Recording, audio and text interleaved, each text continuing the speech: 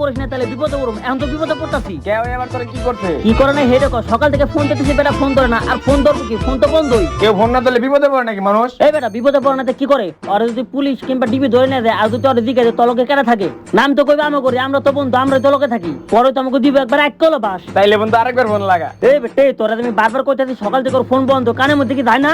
তাইলে বন্ধু এখন কি করবো? কি করবো আমি তো ভাবতাছি কেমনে খুঁজে পাওয়া যাইবো। পাইছি বুদ্ধি, হালা মাতালে কনে পাওয়া যাবে এটা একমাত্র আমি জানি, ল নই যাই।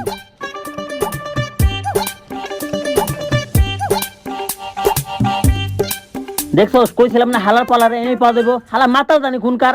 সকাল নাই, দিন নাই, বিকেল নাই, সন্ধ্যাও নাই, সবসময় মাল খেয়ে নেই পড়ে থাকা লাগবো।